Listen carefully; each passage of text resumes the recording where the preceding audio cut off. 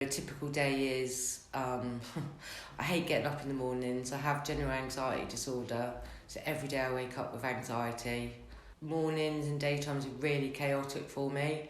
I find it really hard to get out the door on time. It's really complicated for me. I don't know how I'm going to feel, what I'm going to want to wear, whether I'm going to wash or not, which I know sounds, a bit grim, but actually, to shower or not to shower should be quite a big conversation.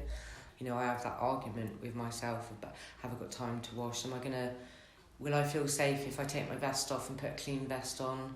Just, stuff like that. I think a lot of that's wrapped around kind of the anxiety.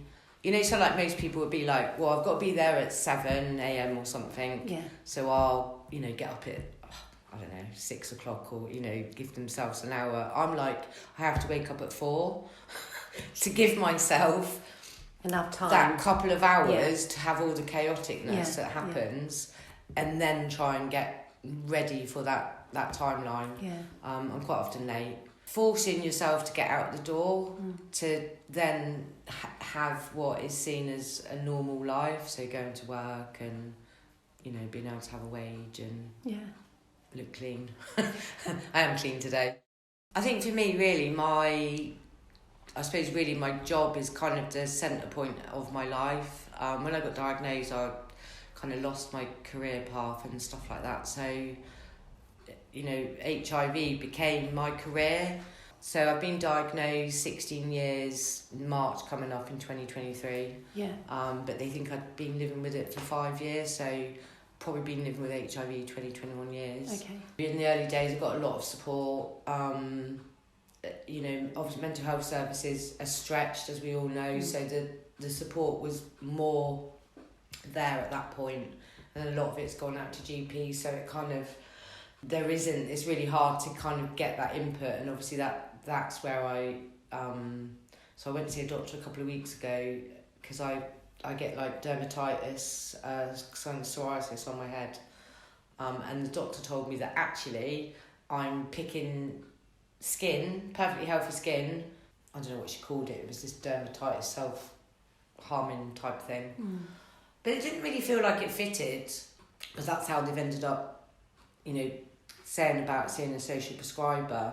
And that, I feel a bit of a failure, if that makes sense, because it's like I do all this amazing stuff in my sort of role, and then I'm like, I've got to go and see a social prescriber, and they were like, well, what do you want to do? And I was like, well, I don't know. I don't want to suddenly go to gardening clubs, or I think I've become so insular in, not really having anybody to talk to.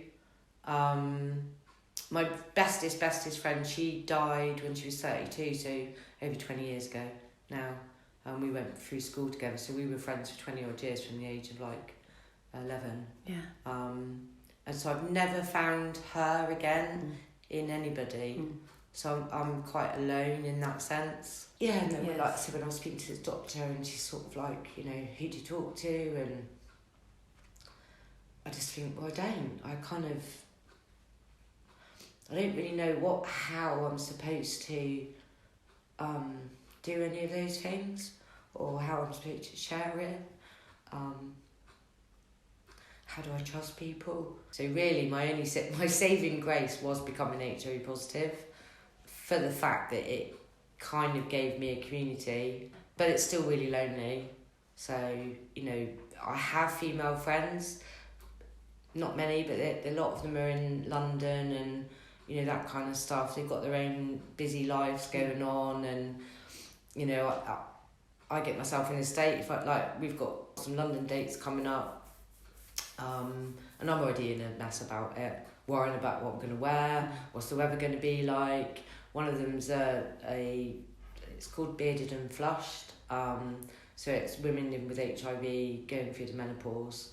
So a lot of it's spoken word or poetry, stuff people have written. Yeah. So I'm going to the event in October, and I'll have to stand up and recite my two pieces. Yeah. And the woman's an actress, sorry. and she's trying to get us to learn it without actually having it written in front of us, cool. with expression and arms and all that kind of stuff. So even though I'm excited about doing it, and I don't know why I put myself in these situations, my anxiety is bloody huge. Yeah. But I will still push myself to do it, because obviously that sense of achievement is nice. Yeah. People with HIV have always had problems accessing healthcare. I've experienced it myself, or been, discriminated against. You hear stories all the time. I've got a friend who, when he goes to hygienist, the hygienist covers the whole room in black bags and tapes it all down. And it's like, well, you're going to have a bloodbath in there or something. And I think the problem is when you look at bodily fluids, for example, because obviously that's what's, related to the transmission, I don't think people want to really talk about it. Somebody asked us earlier about schools, and I said that when you're in a school and it's 8:45 and you're given a talk before assembly or after assembly, when you use the word vaginal and anal secretions, just see everyone like, what? What's anal secretions? They don't, it's like, what the hell even is that? How do we fit into boxes? Because we don't. Not everybody always automatically fits into a box. And we know there's a criteria. But for people living with HIV, I think sometimes you have to make those lines on that box like a little bit invisible. Yeah. Or, when people look like you read a letter or you'll read something and they say, you need to read between the lines. Yeah. That for me is what maybe social care or social prescribing, like we talked about, earlier.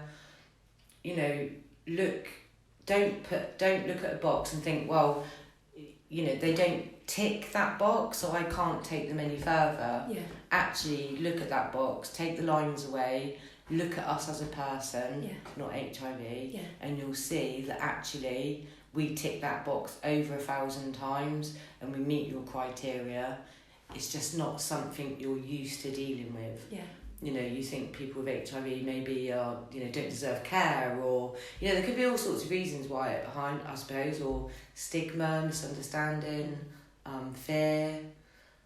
Self-care is really hard to manage. I started doing gratitude lists and, all this kind of stuff, but then that all falls behind because I just get caught up in everything else, and my self-care just goes completely out the window. When I look at my watch, I'm already conscious of things I haven't done today. So I'm sort of waiting to pick up a grandchild. A son's in A&E with his foot. He wants me to go and get him some shopping. Yeah. My friend's got my dog and I haven't managed to arrange to pick her up yet. And I think that's what was for me, what felt important, even though it might feel a bit sad saying it. If I can highlight to someone how important your self-care is, even though I'm not practicing it myself, maybe it would spur me on to kind of reignite that or something. Obviously make me think about it a little bit more, but also remind somebody else not to forget themselves in the chaos of life. Yeah.